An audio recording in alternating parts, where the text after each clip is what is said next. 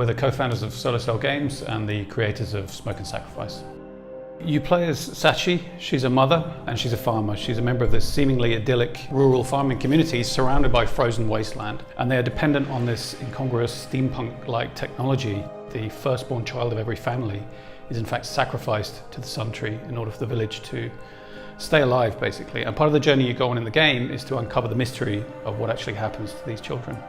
What's happening is world-changing and hugely important, but it's told in such a sort of intimate, small-scale way because you're just following this one character through, and it's very much her journey. Each creature in the game lives in a balance with those that live around it. They eat each other, they consume plants and animals, they pollinate. Make babies. Make babies, is that how you meant to say? They do make babies. They reproduce, very mechanical. So it's not just random numbers, it's a real sense of the world changing and the story being unfurled as you progress through it.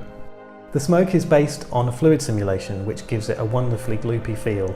It changes the behaviour of creatures in the world, and it can also change the resources that you can get from them. They have to find ways to constantly protect themselves from it.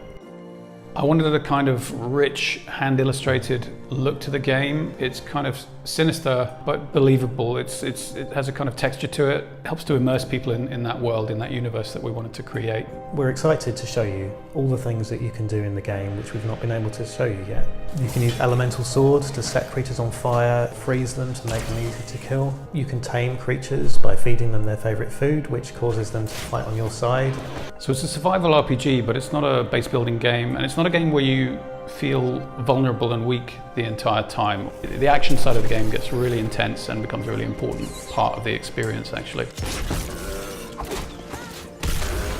It's really exciting now that the release date is known, and the game is going to be put into the hands of real people, so to speak, not just us and our friends and family. There's so much depth to all the interactions and to the world, and the writing is amazing, and the music just definitely makes the emotional moments that it should do. And I'm still having just so much fun playing the game, so yeah, I'm excited for it to get out into the world. There is so much, especially in the last few weeks, that's changed that I have no idea about. So I'm really excited to get it on day one and actually play through it with the music, with all the finished artwork, with the story all together.